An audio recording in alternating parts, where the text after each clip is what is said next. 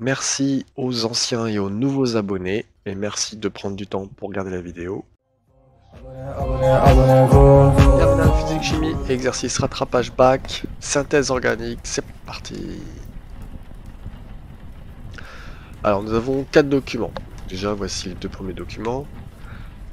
Alors on nous indique le paracétamol est le principe actif de nombreux médicaments antalgiques, dont le rôle est d'atténuer la douleur. Au laboratoire, il peut être synthétisé à partir du 4-aminophénol en seulement 2 heures. Document 1, protocole de synthèse du paracétamol. Donc on a 4-aminophénol. L'anhydride acétique, ce sont les deux réactifs qu'on mélange dans un chauffage à reflux. Et au bout de 2 heures, les deux produits susceptibles de se former, en plus de l'acide acétique, la molécule B et la molécule A. Ok, dans un ballon tricol de 250 ml, introduire les 10 g de 4-aminophénol. En agitant, ajouter 12 ml d'anhydride acétique et porter le mélange à reflux pendant 30 minutes. Ajouter 30 ml d'eau, 30 ml d'eau, puis laisser refroidir. Le mélange réactionnel obtenu est un mélange hétérogène. Le paracétamol, d'après le document 2, est très peu soluble dans l'eau à froid, mais il est soluble dans l'éthanol et dans l'acétone. Alors première question, sous quelle forme obtient-on le paracétamol après chauffage et refroidissement du milieu? Document 1, alors on apprend qu'il y a plusieurs molécules, donc c'est un milieu hétérogène. Et le document 2 nous indique que le paracétamol est très peu soluble dans l'eau froide. Dans l'eau froide, le paracétamol sera donc sous forme solide. Question 2. Schématiser un montage permettant de récupérer le paracétamol. Justifiez ce choix. Sachant que le paracétamol a précipité dans le milieu réactionnel, on utilise donc une filtration sur Buchner. Donc la filtration qu'on peut faire. On verse le liquide à filtrer, le rétentat au résidu ou gâteau est retenu par le filtre, l'entonnoir Buchner, ok, on a le papier filtre humide, le joint conique, le fond de l'entonnoir plaque perforée, le tuyau qui va aspirer, aspiration réalisée grâce à une trompe à eau, le filtre est récupéré en dessous et on a une fiole à vide. Ok. Voilà le petit schéma à connaître, à savoir refaire. Troisième question. À l'aide du spectre infrarouge fourni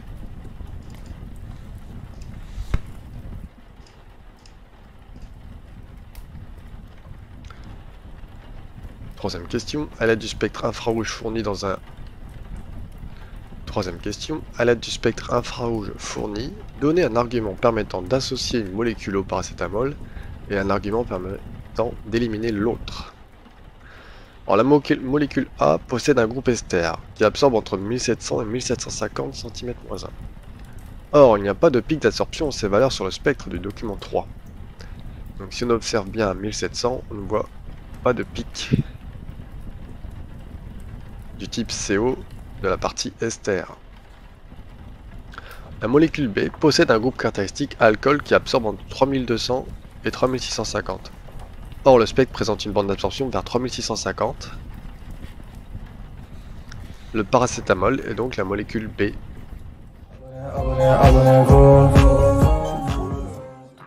Terminale physique-chimie, exercice rattrapage bac, détermination de la longueur d'onde d'un laser.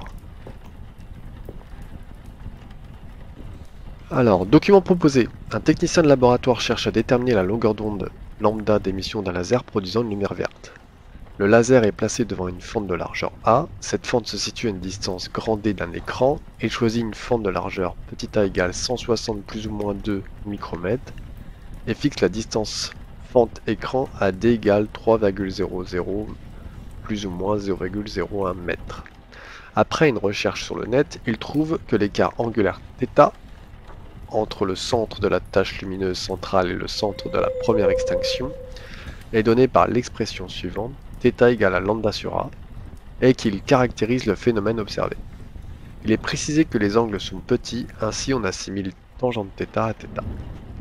Dans un souci de précision, il remplace l'écran par une barrette CCD constituée de photodiodes toujours placées à la même distance D de la fente. Cette barrette est reliée à un logiciel de traitement du signal. On obtient l'enregistrement ci-dessous. Donc on a un graphique avec l'intensité lumineuse et le visuel avec une échelle. Première question. Indiquez quelle est la propriété des ondes mises en évidence ici. Alors le phénomène observé et la diffraction. Faire un schéma bien légendé de la situation, étudié en faisant apparaître les grandeurs petit a, grand D, L et θ. Donc le schéma à connaître par cœur de la diffraction. Donc on positionne la fente de largeur A. La tâche centrale de largeur grand L, attention il faut bien aller au centre ici et au centre ici. On positionne θ, l'écart avec l'écran qu'on appelle grand D. Troisième question. Expliquez la démarche suivie par déterminer la longueur d'onde de ce laser.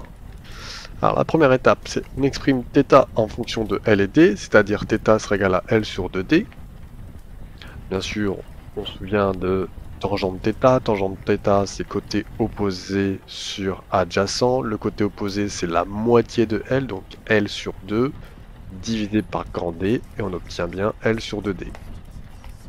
Étape 2, on en déduit de l'expression de lambda en fonction des paramètres. Donc θ, on nous le donne, c'est lambda sur A. Du coup, lambda est égal à θ fois petit a. On trouve donc la formule suivante. En remplaçant le θ par grand L sur 2D, on va trouver lambda égale à L fois petit a sur 2D. Et on met bien les unités, tout est en mètres.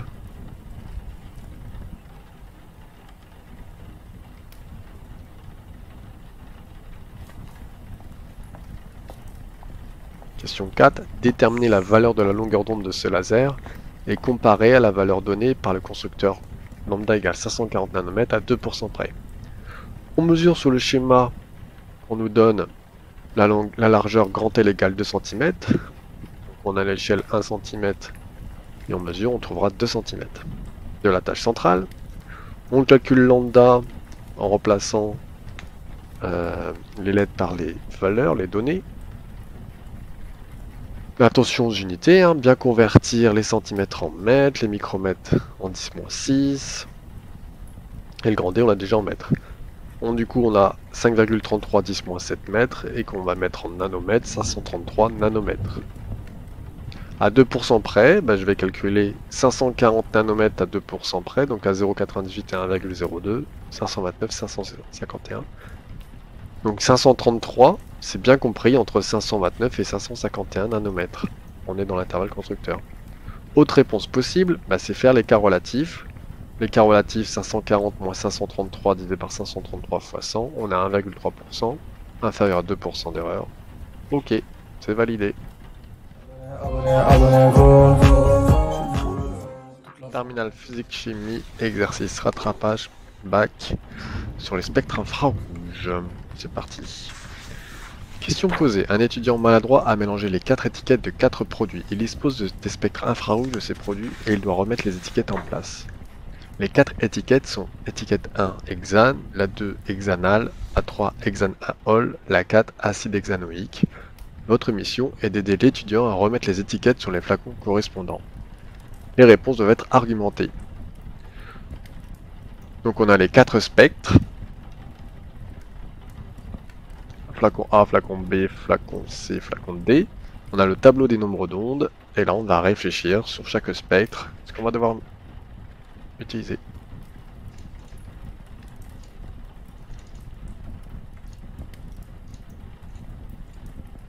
Alors le flacon A.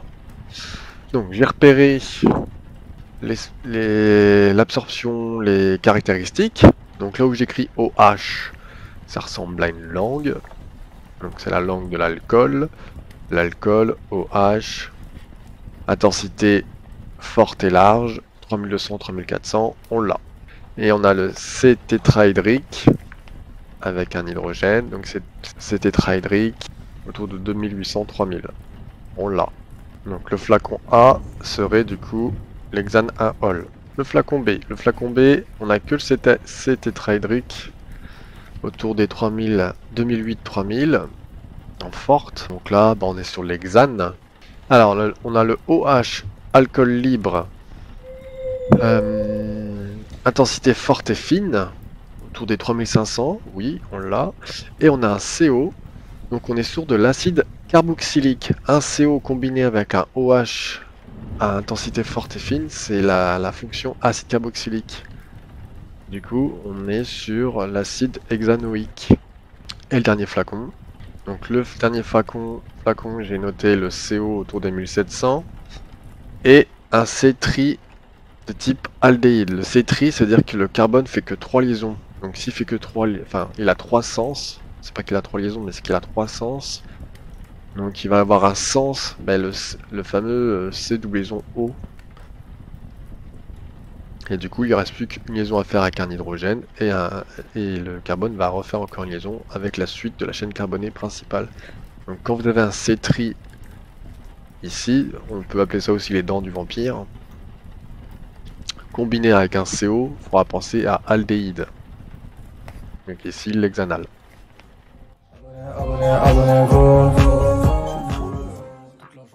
Salut et bienvenue dans ce sujet de rattrapage bac 2024. Tu auras la question de chimie et la question de physique. Correction et explication, c'est parti. Merci aux anciens et aux nouveaux abonnés et merci de prendre du temps pour regarder la vidéo. Question 1. Quelles sont les propriétés des acides? Donc il y a plusieurs petites questions qui vont répondre à cette question-là.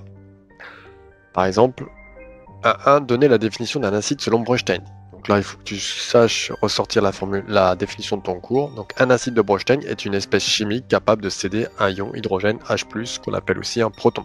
Étude de l'acide éthanoïque. À quelle famille appartient l'acide éthanoïque? Donc la famille des acides carboxyliques. Question 2.2. Quel est le nom de son groupe caractéristique? Le groupe, c'est le carboxyle. 2.3. Écrire la formule semi-développée de l'acide éthanoïque. Donc n'oublie pas que éthane, ça veut dire 2 carbones dans la chaîne principale. Donc ici, il y a bien 2 carbones. Acide carboxylique, c'est un COOH, comme ici. Et ensuite, on complète avec les hydrogènes. Il manque 3 hydrogènes sur ce carbone-là, car le carbone doit faire 4 liaisons covalentes. Écrire la formule semi-développée de sa base conjuguée. Donc la base conjuguée, c'est l'hydrogène qui est ici, qui va partir. Du coup, on pense à mettre le petit moins. Écrire l'équation de la réaction entre l'acide éthanoïque et l'eau. Donc déjà, on va écrire le couple. Donc, tu vas avoir le couple H3 plus H2O. Et CH3COH, CH3CO-. Alors pourquoi je sais que c'est le couple H3 plus H2O? Parce que c'est notre acide éthanoïque qui va réagir avec H2O. Donc un acide va réagir qu'une base d'un deuxième couple. Et on écrit la réaction. CH3COH plus H2O donne CH3CO- plus H3O+. Alors c'est pas une réaction totale, donc on met double flèche. Un laboratin dispose de 100 ml d'une solution d'acide éthanoïque de pH égale 3,4 dont la quantité de matière en soluté apportée vaut N égale 1,010 puissance moins 3 mol. Question 4.1. Calculer la concentration en quantité de matière d'ion oxonium dans cette solution. Donc, souviens-toi de ta formule sur la H3O+, et le pH. Concentration de H3O+ égale à C0 fois 10 puissance moins pH est égal à 1 fois 10 puissance moins 3,4 qui fait environ 4 10 puissance moins 4 mol par litre. Déterminer si l'acide éthanoïque est un acide faible. Donc on reprend notre équation de réaction. Soit tu fais un tableau d'avancement, soit tu n'en fais pas. Donc la ligne, dès l'état final, lorsque c'est en x égale xf, c'est celle-ci. Et lorsqu'on est total, x égale x max, c'est celle-ci. xf, tu dois savoir que c'est égal à la concentration d'H3O+, fois le volume, c'est-à-dire à 10 moins pH fois le volume. X max est égal à la quantité qu'on nous donne, donc initiale qu'on nous donne dans le texte. Pourquoi c'est X max est égal à N? Car c'est lorsqu'on consomme entièrement un des deux réactifs. Et ici, H2O est en excès, donc il ne reste bien que celui-là à consommer entièrement. Donc X max est égal à N, pour que ici ça fasse 0. Taux est égal à XF sur X max, formule que tu dois connaître. Tu remplaces et tu trouves 4%. Comme le taux est inférieur à 100%, c'est bien un acide faible. Question 5, question un peu plus technique. Un élève en pharmacie veut analyser une solution aqueuse acide. Il ressort ses cours de terminale et découvre le graphique ci-dessous. Le graphique a été obtenu suite au titrage de cet acide éthanoïque par une solution d'hydroxyde de sodium. Quelle technique est utilisée et argumenter sur la technique en proposant un protocole et en légendant le schéma du montage. Alors, il a utilisé la technique du titrage par conductimétrie avec une mesure de la conductivité en fonction du volume. Protocole, mettre 10 000 litres par exemple dans le bécher la solution titrée d'acide éthanoïque à l'aide d'une pipette jaugée, ajouter de l'eau distillée environ 50 ml, mettre le réactif titrant, c'est-à-dire la soude, dans la burette graduée, verser pour faire apparaître le graphique sur l'écran, trouver le volume équivalent avec l'intersection des droites et donner la relation à l'équivalence, puis calculer la concentration. Donc le schéma à compléter, ça va être flèche du haut, solution titrante de soude, H au moins. Ensuite, tu vas avoir la flèche qui va représenter la burette graduée. Si tu descends, on trouve le conductimètre avec la sonde de conductimétrie. La flèche qui vise la solution, c'est la solution titrée d'acide éthanoïque. Tu vas avoir l'agitateur magnétique, le barreau aimanté, le bécher et le support. La deuxième partie, c'est la physique. Question 2, quelles sont les notions essentielles pour la mécanique et pour les ondes? Pour les révisions de l'épreuve écrite de spécialité de sciences physiques, un élève réalise une fiche de révision sur le thème mouvement et interaction. Complétez et corrigez la fiche de révision de l'élève ci-dessous. Alors, dans la partie qui manque, tu vas voir le système étudié.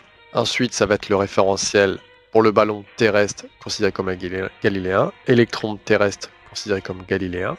Donner les coordonnées du vecteur V0. Donc tu vas voir V0 x égale à V0 cos alpha et V0 y égale à V0 sinus alpha. Parce que tu as un angle alpha. Représenter la trajectoire pour un électron. Donc il faut d'abord donner le signe des plaques. Tu vois que le champ électrostatique E, et n'oublie pas qu'il est toujours orienté vers la plaque négative. Donc le plus en bas et le moins en haut. On envoie ton électron vers le haut. Du coup ta trajectoire. Au départ ça va monter, mais ça va être repoussé par les moins et ça va être attiré par les plus, donc ça va redescendre. Représenter la force exercée par Neptune sur le satellite Triton. Donc la force de Neptune sur Triton, c'est la flèche qui part de Triton, qui va vers Neptune. Bilan des forces. Chez le système ballon, tu as le poids. Chez l'électron, tu as la force électrique et la force gravitationnelle pour le satellite. Expression vectorielle de la force. Donc tu vas voir le vecteur P qui sera égal à mg. Le vecteur Fe qui est égal à Q fois E. On sait que comme c'est un électron, on peut mettre à la place de Q moins petit e fois grand E. Et pour la force gravitationnelle, entre Neptune et Triton, ça va faire moins grand G fois Mn fois la masse de Neptune fois la masse de Triton, divisé par la distance qui les sépare. N'oublie pas le petit vecteur U. Et on met un moins ici parce que le vecteur U est de sens opposé au vecteur F. La loi utilisée, ça va être la deuxième loi de Newton. Somme des forces extérieures est égale à masse fois accélération. Et enfin, on vous demande de faire... Pour les révisions des ECE, l'élève commence à réaliser une fiche de révision sur le thème ondes et signaux. Donc il a fait un schéma et un graphique. Le but du jeu, c'est de compléter la fiche de révision en ajoutant les notions importantes, formules, définitions, etc. Alors, ce qui va nous manquer, déjà, c'est la détermination de la longueur d'onde du laser avec le coefficient directeur de la droite. Astuce, généralement tu trouves un coefficient directeur en 10 puissance moins 7. Pour le domaine du visible, tu dois savoir que D est la distance fente-écran, savoir que grand L est la largeur de la tâche centrale. Tu dois démontrer la formule de θ égale à L sur 2D, savoir trouver la droite θ égale à F de 1 sur A, donner la formule de θ égale à lambda sur A, c'est-à-dire que θ est égal à lambda fois 1 sur A, θ en radian, lambda en mètres et A en mètres, l'incertitude sur la valeur, encadrer la valeur expérimentale avec l'incertitude, et les règles de sécurité lorsque tu utilises le laser. Voilà ce qui conclut l'oral second groupe Bac SPSVT sur une question de chimie et une question de physique. C'est un exemple possible que tu pourras avoir si tu fais ton rattrapage. Ciao et on se retrouve dans une prochaine vidéo. Bonjour et bienvenue dans cette correction explication de terminale physique chimie d'un sujet rattrapage Bac 2024. Ce sera que la partie physique. Rappelle-toi que tu as 10 points de physique et 10 points de chimie. Et là, on va s'occuper que de la partie physique sur quel est le fonctionnement d'une lunette astronomique. C'est parti. Merci aux anciens et aux nouveaux abonnés. Et merci de prendre du temps pour regarder la vidéo. Dans le commerce, on trouve des lunettes astronomiques compactes pour astronomes amateurs débutants. Leurs dimensions permettent de les transporter facilement vers des zones où la pollution lumineuse est faible pour faciliter l'observation du ciel nocturne. La lunette est modélisée par l'association de deux lentilles minces convergentes. Le foyer image f'' de l'objectif coïncide avec le foyer objet de l'oculaire f oculaire. Complétez le schéma en indiquant la marge du rayon lumineux issu du point B infini, considéré à l'infini au travers de la lunette afocale. Mettre en évidence l'image intermédiaire A1B1 ainsi que l'angle θ' sous lequel est vue l'image A'B' de A infini B infini à travers la lunette.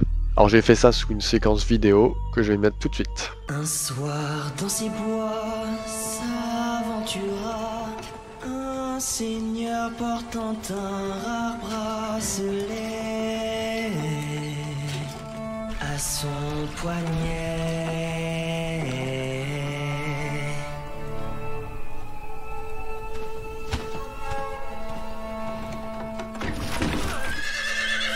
Question 2. Après avoir défini le terme afocal, expliquez l'intérêt de disposer d'une lunette afocale. Afocale est égal à la formation d'une image à l'infini d'un objet à l'infini. Avantage, l'œil n'a pas besoin de s'accommoder. Question 3. On suppose que pour les petits angles exprimés en radian θ, tangente θ environ égale à θ, définir le grossissement de la lunette, montrer à partir du schéma complété que le grossissement de la lunette a pour expression grand G égale f' objet sur f' oculaire, où f' objet et f' oculaire désignent respectivement les distances focales des lentilles de l'objectif et de l'oculaire.